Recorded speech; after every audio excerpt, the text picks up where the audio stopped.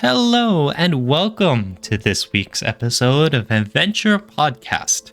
Today is Mother's Day in the United States, and we are going to celebrate this day by taking a look at some of the mothers and fathers that we see in visual novels. MR, what do you have to say?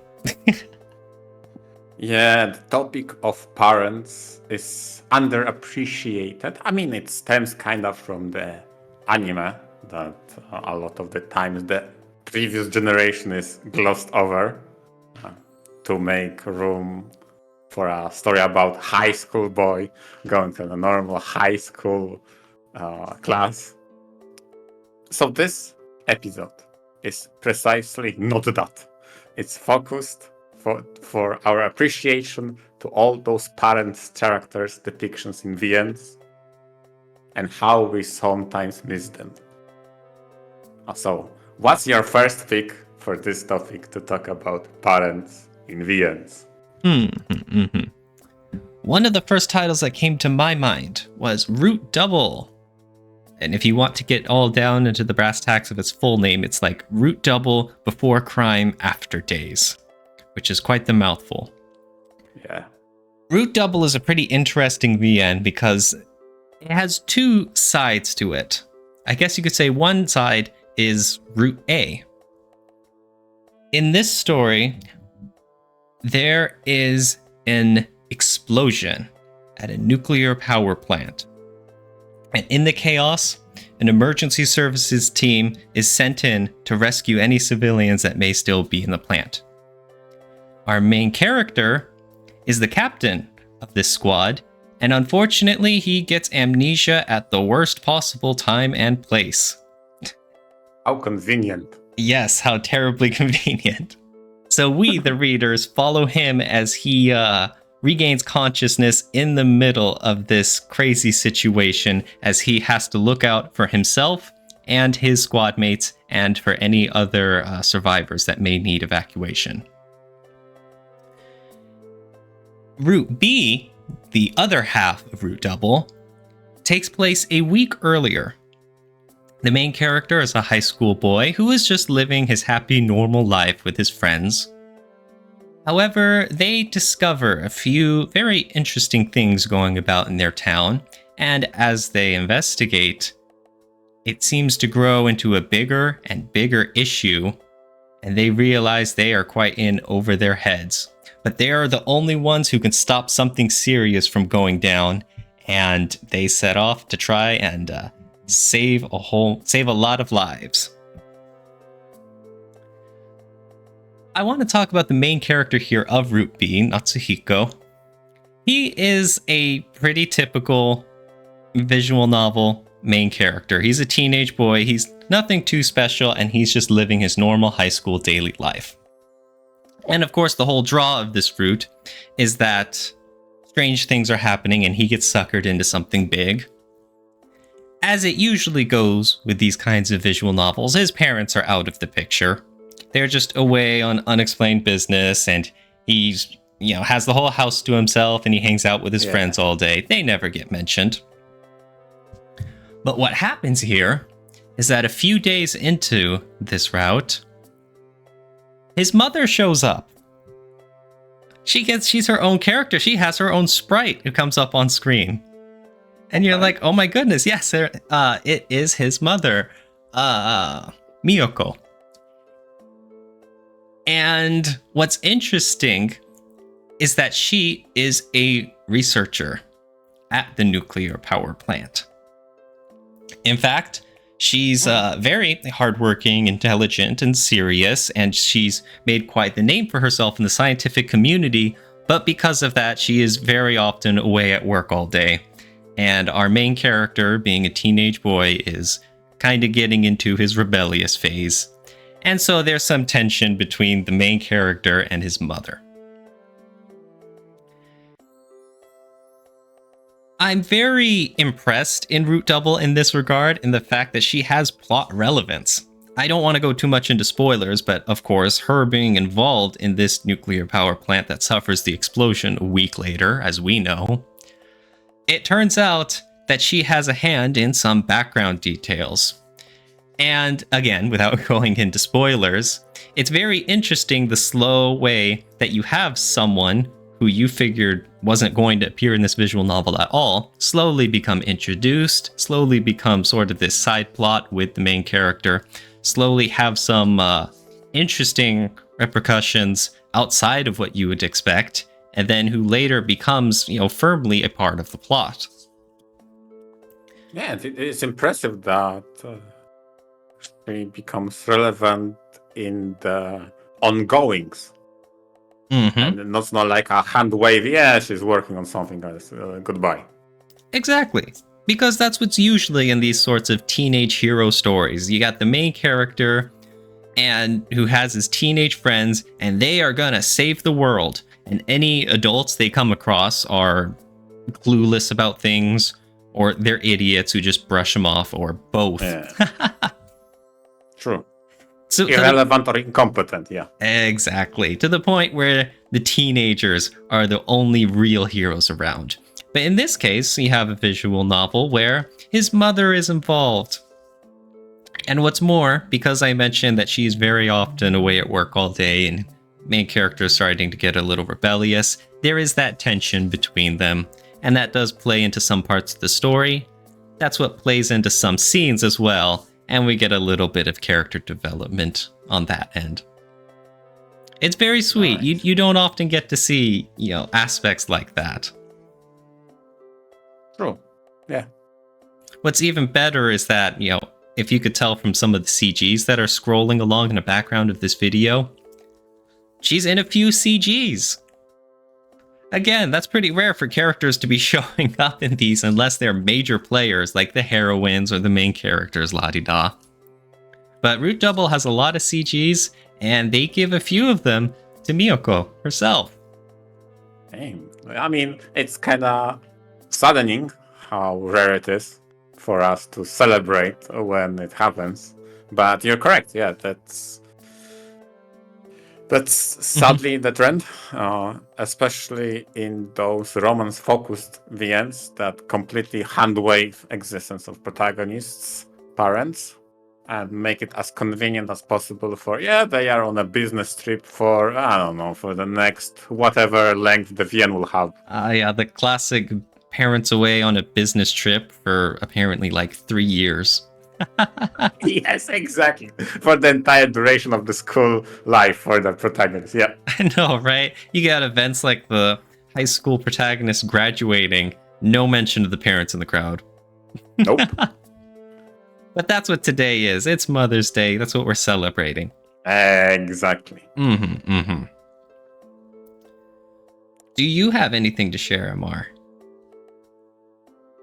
Yes, I do. And funny that you brought an example of a story-relevant parent, because I can't find a better example that I know of than Baldur's Sky. And to recap, what is Baldur's Sky? Baldur's Sky is a sci-fi story about a guy recovering his jumbled memories in a futuristic setting, that those memories can be damaged as a result of connecting brain to the internet. And through hacking and whatnot, that brain can be damaged and such memories can be scrambled. The title deals with a lot of conspiracy theories, the usage and morality of AI in society, as well as the role and place for virtual reality. Okay? Amidst all of that, the protagonist tries to piece together his memory, and the first time we get introduced to his dad, there is a tension. He doesn't really know why, but he doesn't really like his dad. But he, because of plot reasons, interacts with his dad more and more. And it just so happens that in the internet, in the virtual reality, you can pilot mechas and do combat with using those. And protagonist is very skilled at it. But that's a family tradition. People before him in his family tree all were very good pilots of mechas on the internet, his dad included. And it just so happens that his dad is running the delivery company that is basically a front of being a mercenaries for hire. And through the plot developments, he comes into contact with his dad more and more. Very reluctantly at first, but you, as a reader, seeing not that many reasons in the current standing and the current happenings for the protagonist to hate his dad, you inadvertently kind of root for the relationship to heal, to get better. And that I felt was actually a very cool twist of having a parent character that starts on a bad foot with the protagonist, but you, as a reader, you don't know why, because you don't get input into the backstory. You only can measure by the current situation, and given the fact that the dad is very helpful, kind of rooting, like, come on, like, make up with your dad, with your man, old man. Like, come on, make up. You mentioned that their family line is a whole bunch of pilots. And you also mentioned his dad helping him out in some ways. Does that make him sort of a mentor character to this main character? In a way, although it's not, they don't reconnect as fast and to the same duration I would expect a mentor to be. So it also, the Bald Sky is a title that spans multiple routes.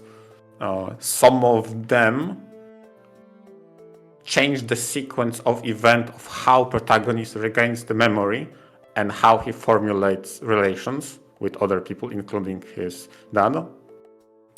So it's very hard to say that he is close mentor to him. Throughout the story, it's rather as a training partner and or comrade in arms. It just so happens, that's probably the extent I will go to say, it just so happens that they just have talent for being pilots. They don't really teach each other in a family, but rather they pick up real fast. That makes sense. Especially since it gives a very plot relevant excuse, like you mentioned, for them to be together, for them to fight together. And in some cases, it's a very cinematic setting for them to fight against each other, surely, right? Yeah. Not just as an argument in words, but with mechas and action. Yeah, exactly. Because I was going in that direction due to the fact that this has routes and due to the fact that you interact with different characters, with different events, and maybe make different choices in the span of the story. You have an opportunity to ally yourself with some of the factions throughout the ideologies that splintered on how to use AI and virtual reality. And it just so happens that you meet a lot of people that are from the past, from your dad's life. One of them is his rival in love. So it's actually really funny to play the VM and you learn about the love life of the parent from protagonist's perspective, and you see the rival in that and how they interact. Like, that actually doesn't happen. Okay, and that's actually really funny to see them interact. And especially how protagonist is embarrassed. Oh my god, Dad, stop talking about it. I don't even want to think about it. Like, okay, that's actually hilarious. Right? Okay. Yeah. Embarrassing your kids of stories from your youth. Yeah, exactly. Speaking of ultimately, you go ahead. Ultimately, you have, and that's probably very admirable as well, you have more people from the family, because then you run into your aunt, the sister of protagonist's mom. That is also very important to the story. So So in a way, like, wow, they actually acknowledge the family. They are all proto-relevant. And as you alluded before, there is a sequence of events and choices you can make in which you ally yourself with the faction that, for all intents and purposes, is the current enemy of the mercenary company your dad is leading. And given the developments in the story and happenings, it seems so that it's on the less morally correct approach to the solution to the current problem of AIs. And I really love the fact how your dad becomes the heroic antagonist of that particular route. It's something that was so beautifully crafted in this VM. I just can't forget, because throughout the entire story, the interactions with your dad were genuine, and he didn't even hide the faults that a cursed family of soldiers bring. A history of abandonment, a history of tragedies, one of which is the fact that the protagonist's mom died in the war through the conflict. And it tears apart family. And he admits that. He understands that this family is cursed. The dad of protagonist's dad also was a soldier, so it was from generation to generation. But despite all that, he tries to make amends with his son. And he genuinely cares. And to see that in a route that ultimately pits you against him, and you are on the path of destruction, it's like, holy shit, that hits different. I really love that route. That was something spectacular. Especially since in the climax of climaxes, when even the protagonist admits that from perspective of other people, he seems like a scumbag, even his dad believes in him, because the only route for this to make sense is for his son to be right, despite all that, and he believes in him. Like, dang, that's special. Especially because, I don't know how much it plays into Baldur's Sky, but that generational difference of, the son being more the future-leaning sort of person, and obviously the dad representing a different time. That likely factors into the whole setting of AI and the mechanical advancements in time, right? Yeah. Yes. Yes. It definitely factors. And more than that, you have the bonds that the two share. The best drama, always arises between character relationships. And just like there's very different kinds of relationships you have between characters, it's having that, familial one of questioning how much more important your ideals are than your own kin and blood. And in fact, your own child, having to fight against that always leads to so much more emotion that you don't always get to see in other works. Yeah, exactly. And I just don't know. That story proven to me that you can make such an amazing, impactful story when you make parents a part of it. Why the Japanese developers are so scary to include them? That's why I'm saying, like, why are you so scared? Like, please incorporate them well. Look at Baldur's Sky; they did an amazing job. That is true. Credit where credit is due. Yes, especially in terms of enhancing a story, right? Exactly. Someday I'll have to check out Baldur's Sky. Someday. Yep. It's one of the many things MR always harasses me about reading. Oh, don't say that. Maybe someday. Mm-hmm. So what's And another example you have prepared for us. Yes, well, for me, there is another standout title I've read that involves parents, one of which is a favorite of mine that probably isn't that well known, an OELVN named The Last Birdling. It's a relatively indie title, an English title, but I didn't realize walking into this how much I would have loved this VN. The story revolves around two girls, one of which is a normal human girl, and the other is a birdling girl. This is a fantasy VN where there's another race of birdlings who look very human-like, except they have huge wings and are capable of flight and generally stronger and whatnot. However, humans are the majority population, and birdlings hide out in the wilderness in fear, isolated away from cruel humans. One day, the two girls happen to stumble upon each other in the woods, and they take to being friends. The drama here is that, well, you're not allowed to be friends with one of the other race. It will only lead to trouble. And so, what makes this really interesting is you have the birdling girl, Bimonia, and then you have the human girl, Tayo, and yet two of the other important characters are each of their respective mothers.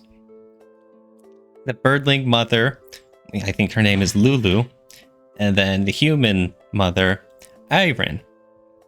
They both live their very different lives, but what really struck out to me in the literary sense is how similar the two mothers are. Oh. Obviously, with the girls, they're quite similar, all things together. They're both curious about the world and happy to make a friend, and don't really understand why everyone's making such a big deal about this. The mothers are both very serious. They're both concerned about their daughters, definitely. It's hard to convey that to the two girls because they're young and they're naive. But as for the mothers, they're trying to explain it the best they can, and it doesn't help that they're both ostracized in their own way. You've got Lulu, who's obviously a birdling, and so she knows better between the history of the two races. She knows that there's only going to be violence in their future if you hang out with the wrong crowd. There it is. Okay, because I'm going to stop you for a brief moment. The moment you describe this title and the blossoming relationship between the two daughters, right? I had in mind, it's a title I brought it previously on occasion when speaking about Monster Girls. It was the Monster Girl Quest. And Monster Girl Quest? Yes, and there is one arc in that title that deals with an isolationist approach to two races living near to each other that breeds preconceived notions to the next generation. So, how the parents teach their children how to treat others based on their knowledge and past history, instead of moving past that. And I remember in Monster Girl Quest there was a very great arc that explored that. Okay, in the past there was violence between those two races. That's why they separated and lived in isolation. And that's why they instilled the hatred is a bit strong word, but disdain for the other, right? But the moment the next generation meets each other, there is no strife between them, other than the one instilled by parents. And that's the moment you mention that both of the mothers remember the times when there was violence between tribes or races, and that is the knowledge they pass down on, is the perpetuity that they create. Instead of, you know what, our generation didn't have it the best, maybe let's leave it to the next to amend the wounds. Well, you do say that it's just strife that's passed down generationally from parents to daughters that keeps it going. But is it just that? Is there something more to it, maybe? Who knows? But, in The Last Who Birdling, on the knows? other hand, a lot of the appeal is that you're seeing this through the eyes of the main characters, the two girls. Mhm. And as I mentioned, they're both very naive about things, and it's a very, why can't we just all get along? And sometimes things go over their heads that they're just not equipped to know about just yet. And so it makes for a very interesting case of, are they in the right? Can't we all just get along? Should they listen to people who know better and just go their separate ways and break their friendship? That question is the central divide here. And although the position of, the two girls, Bimonia and Tayo, are clear cut, they obviously just want to hang out with each other, you feel like it's more of a cold war between the two mothers involved. How they each want what's best for their own daughter, and that would be for their prioritizing their safety. Part of it is also that, they don't want their kids going too far out from under their wing.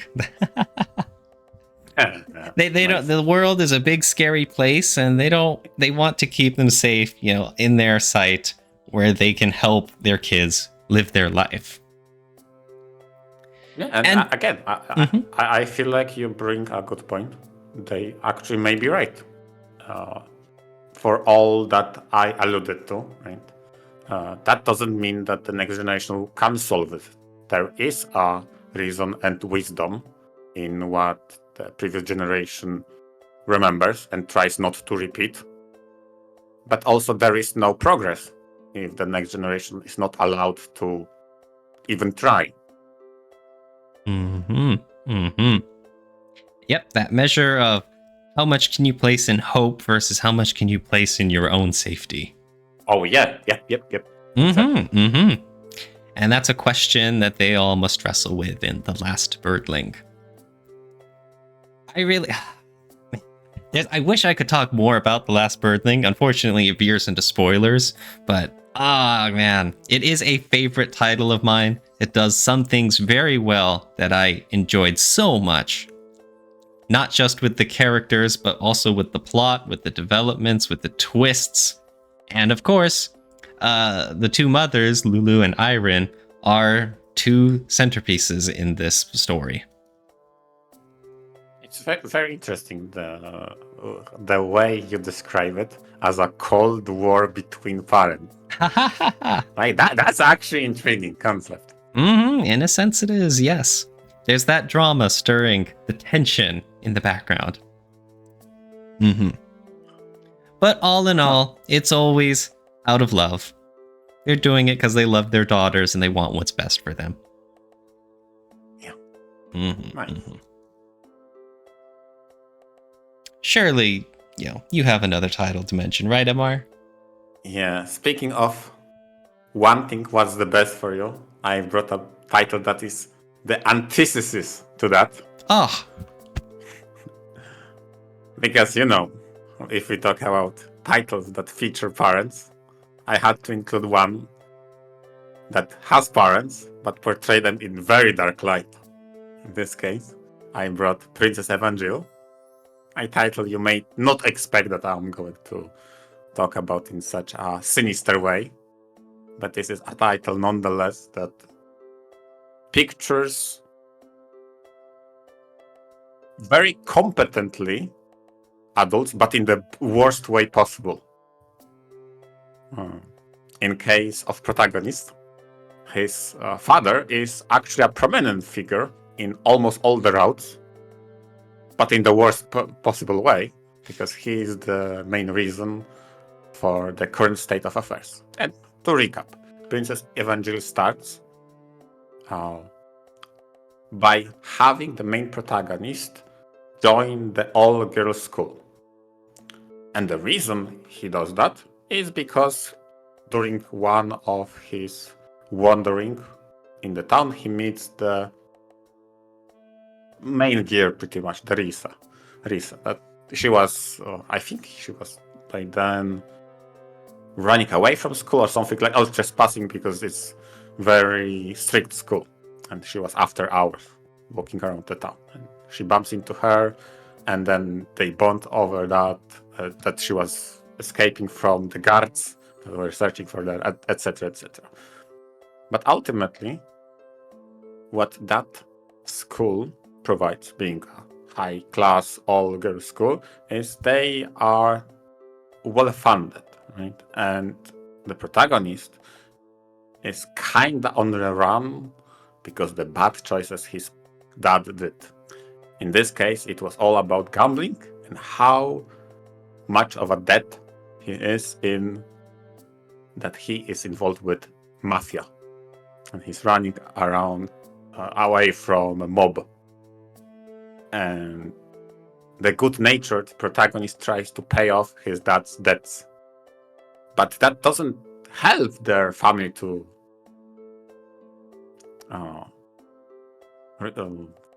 reconvene, but rather makes it so that his dad once more goes into higher debt, and that spirals out of control. That's one of the main drama from the protagonist side of things. And I felt like, damn it.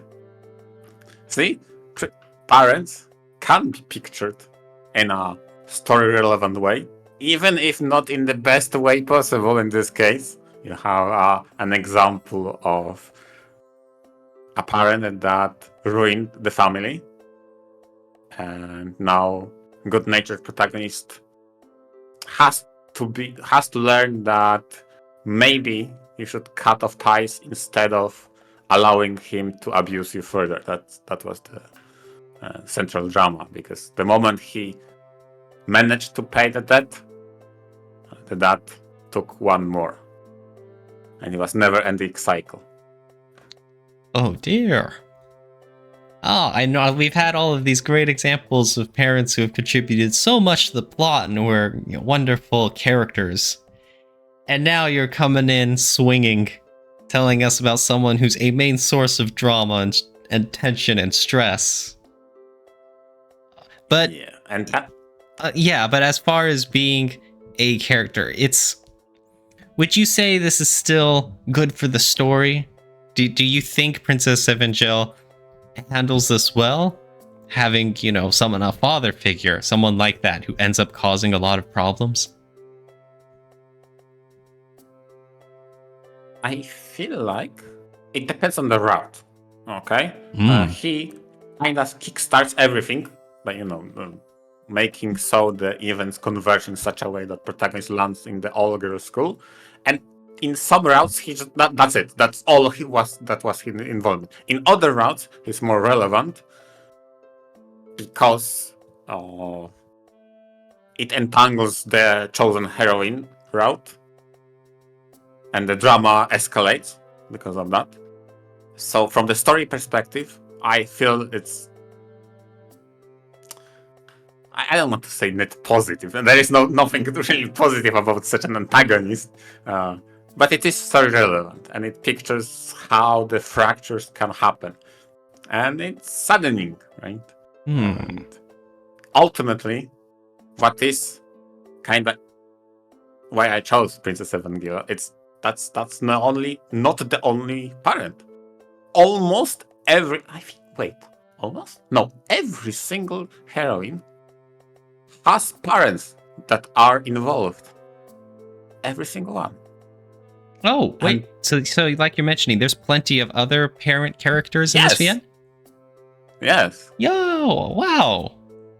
That doesn't happen. Not everyone is in like a family drama situation. Some of them are dragged into the family drama situation because of protagonist dad.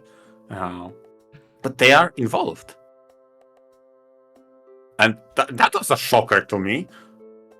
Yeah. Isn't the VN supposed to be you grab the heroine and that's it? You get your obtainables and that's it? And you never saw her parents either? And no, the Princess Evangelist says, no, wait. That heroine also has a dad. You need to win him over in some of the roles. So Oh. you better man up. Like, okay, that's actually interesting. And some of those heroines have also very disturbing families that they can only visit through prison visit hours. And like, what the hell? Whoa, wait. Now you need to navigate through that difficult family situation. Mm-hmm. Oh dear. But that does add a lot more spice to the story. It makes a lot of the heroines more unique and stand out from each other, and it gives a whole lot of story material as well, right? Exactly. I mentioned earlier that one of the best ways to get that drama is to involve character relationships, and it involving family as well sometimes plays into the mix. And what you're describing here in Princess Evangel looks like great demonstrations of that throughout all of the heroines' stories, right? Yep, exactly. Mm-hmm. Again, not delving too much into the spoiler territory, but some of those parents are involved in not so clean activities when it comes to criminal endeavors or ties to mafia maybe, and it all culminates really nicely. You think, wait, those people are involved in what is happening. Gasp. They aren't saints, but some of them are nice. Some of them have bad past, but they want better, and some of them are actively doing harm right now. Like, wait, it takes all strides. Wow, okay, interesting. So you're saying that the previous generation matters. Wow, okay. Let me read more. I'm like, but that's true. Yeah. It's very interesting. That's why we got to be very thankful and gracious to all of the wonderful parents and mothers and fathers in all sorts of visual novels. Exactly. And with that said, of course, we can say a huge thank you to all mothers and fathers and other parents out there in the world. Thank you all. Yep. I hope you all enjoyed the day as much as you enjoyed listening into our episode as well. Thank you all listeners too. Yes, we dedicated this episode to all mothers and fathers, be it active readers of VNture or not, as well. Thank you all listeners for tuning in. With that being said, venture out. Venture out.